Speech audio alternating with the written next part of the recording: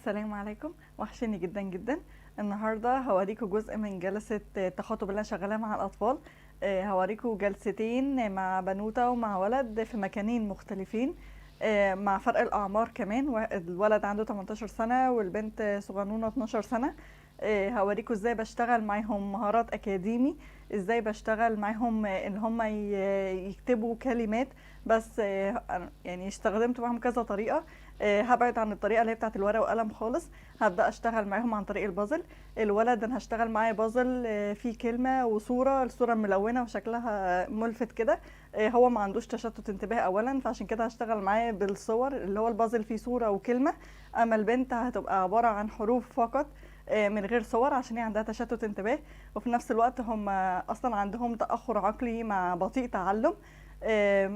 هغير معاهم الطريقه، هوريكم ازاي انا بشتغل معاهم بالبازل، وازاي ان هم بيكونوا الكلمات اللي هم المفروض عارفينها بس عن طريق البازل عشان يستجيبوا اكتر. هم عارفين الحروف كاشكال عادي، حروف الابجديه العادي خالص من الالف للياء عادي، لكن بيتلخبطوا وهم بيكتبوها في وسط الكلمات. فانا هشتغل معاهم عن طريق اللعب، يبقى كلمات عن طريق اللعب عشان يستجيبوا اكتر ويفهموا اكتر.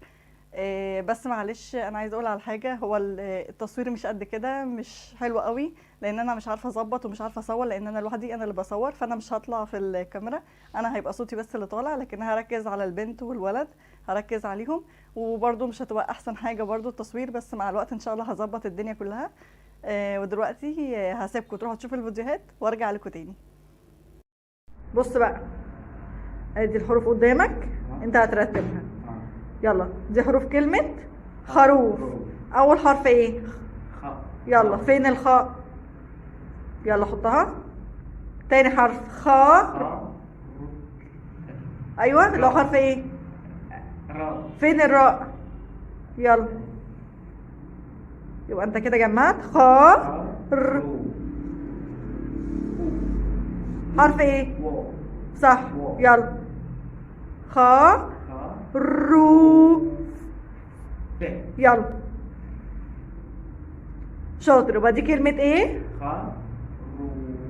خروف. يلا هنعمل كلمة حصان. أول حرف من الكلمة ايه؟ صح، اللي هو ايه؟ فين؟ صح؟ حو. اللي هو ايه؟ حو. فين الصاد؟ يلا شاطر. يبقى كده حو ها. ايوه، فين بقى؟ صح، حو صا فين النا؟ يلا، يبقى دي كلمة ايه؟ حصان. حصان، شاطر يا محمد. يلا يا محمد، دي كلمة قطار. قطار هنستهجى حرف حرف عشان نطلع الكلمة. أول حرف كا. استنى متستعجلش. كا، الكا اللي هي ايه؟ ها، شاور. صح صح، حطها يلا. كي طا طا طا. فين الطا؟ يلا حطها. يبقى احنا كده جمعنا كي طا طا طا. فين الآ؟ ها الآ، ركز. ايوه صح. يبقى كده كي طا. فين الرا؟ صح. يبقى دي كلمة ايه يا محمد؟ قطار. قطار، شاطر يا محمد. يلا معانا كلمة كمان، كلمة أرنب. هنجمعها. أول حرف صح، فين الآ؟ أيوة، فين؟ يلا حطه بعد الآ. فين الرا؟ صح، يلا يلا نا. اللي هو حرف ايه؟ نا. فين النون؟ صح، حطها جنبها. أرنب. فين الباء؟ يلا صح. يبقى دي كلمة ايه؟ أرنب. شاطر، برافو عليك يا محمد، صح. يلا دي، استنى، انت عارف دي كلمة ايه؟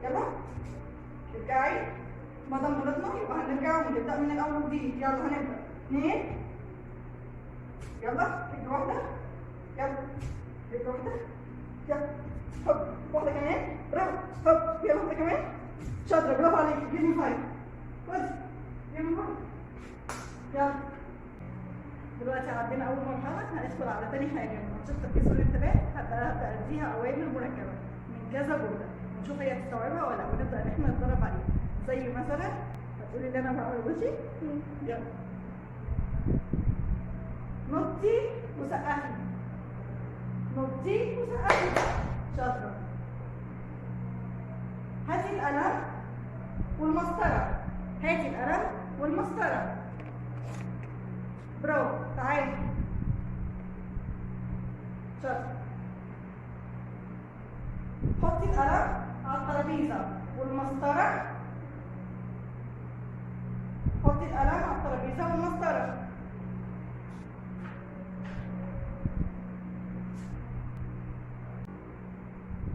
هاتي الاستيكه والمفتاح.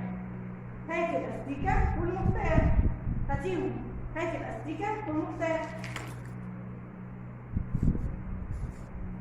حطي الاستيكه على الترابيزه وهاتي القلم. هتعملي ايه؟ حطي الاستيكه على الترابيزه وهاتي القلم.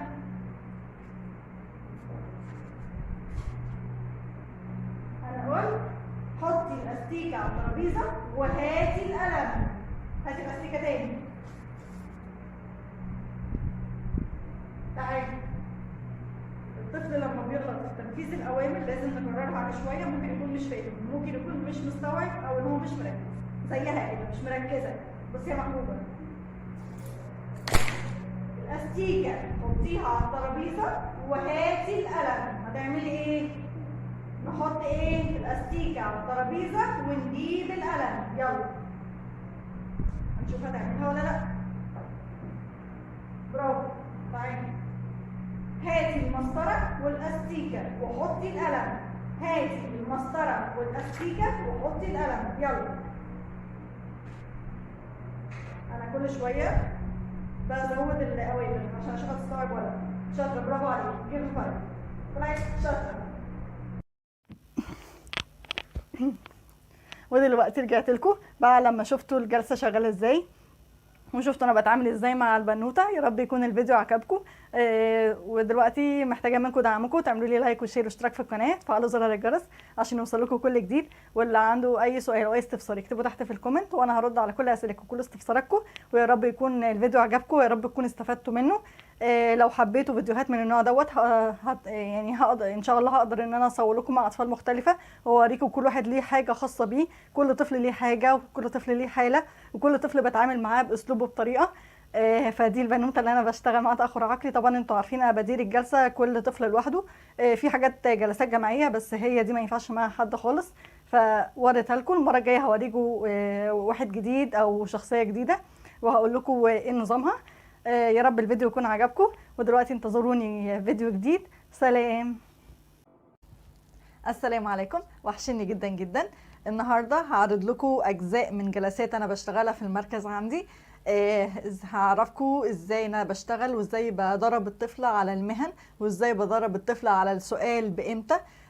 ودوت بيكون عن طريق كروت. انا بعرض الكروت وببدا ان انا ادربه عليها. دلوقتي انا هعرض لكم فيديو او جزء صغير من جلستين عندي، جلسه لبنوته وجلسه لطفل ولد.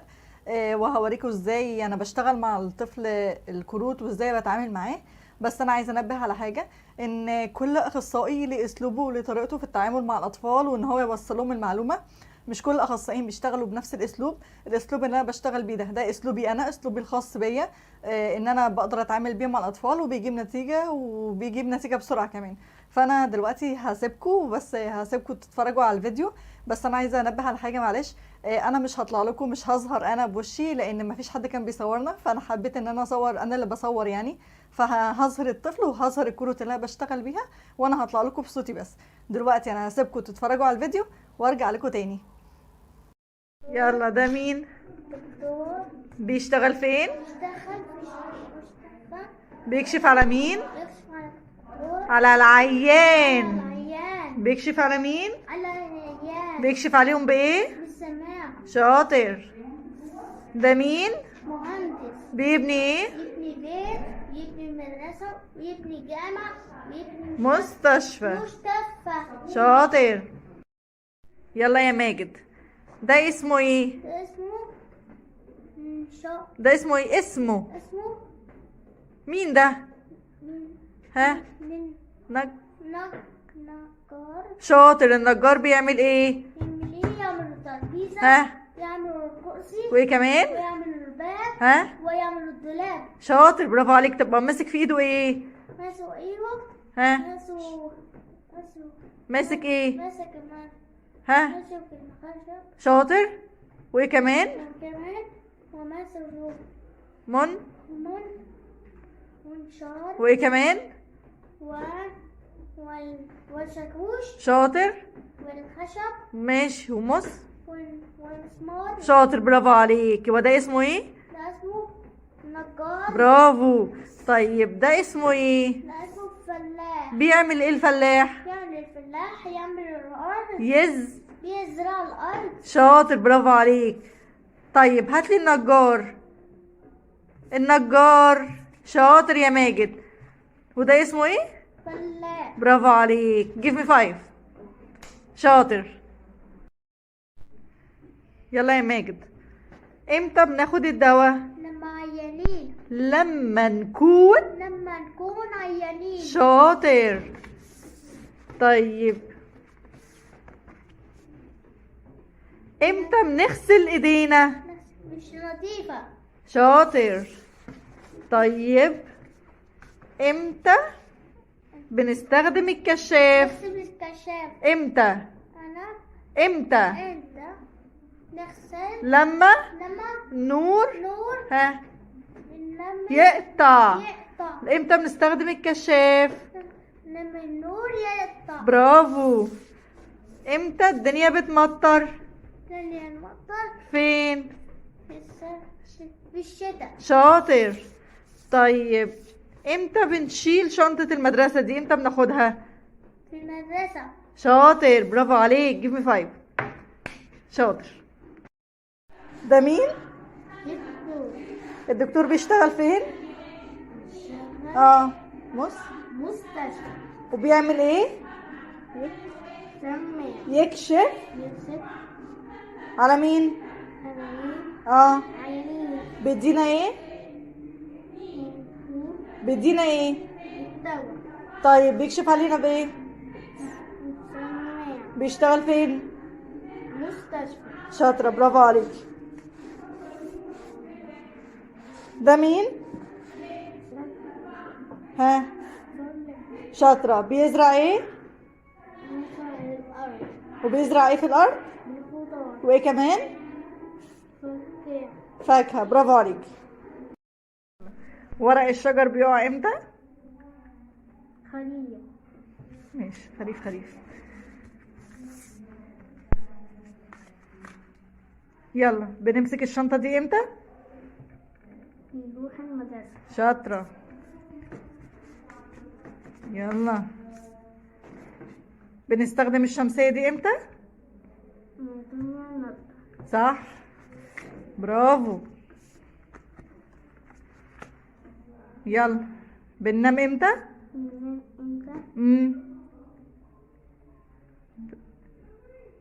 بالليل ولا الصبح؟ بالليل. شاطرة. بننام امتى؟ بالليل. طب بنصحى امتى؟ ها، الصبح ولا بالليل؟ بنصحى امتى؟ الصبح. شاطرة. يلا اخر حاجة، بنروح البحر امتى؟ بنروح البحر. فصل ايه؟ فصل ها، صيف. شاطرة، برافو عليك. ورجعت لكم تاني. يا رب الفيديو يكون عجبكم، ويا رب اكون قدرت ان انا اوصل لكم ازاي بشتغل مع الاطفال بالكروت، ويا رب يكون وصل لكم بطريقه سهله وبسيطه. ولو حبيتوا فيديوهات بالاسلوب دوت اكتبوا لي تحت في الكومنت، وانا هنزل لكم فيديوهات كتير بس بطرق مختلفه واسئله مختلفه وشغل مختلف تاني. ودلوقتي قبل ما اقفل محتاجه منكم دعمكم، تعملوا لي لايك وشير واشتراك في القناه وفعلوا زرار الجرس عشان يوصلكم كل جديد. واللي عنده اي سؤال او استفسار يكتبوا تحت في الكومنت وانا هرد على كل اسئلتكم وكل استفساراتكم. ودلوقتي انتظروني في فيديو جديد. سلام.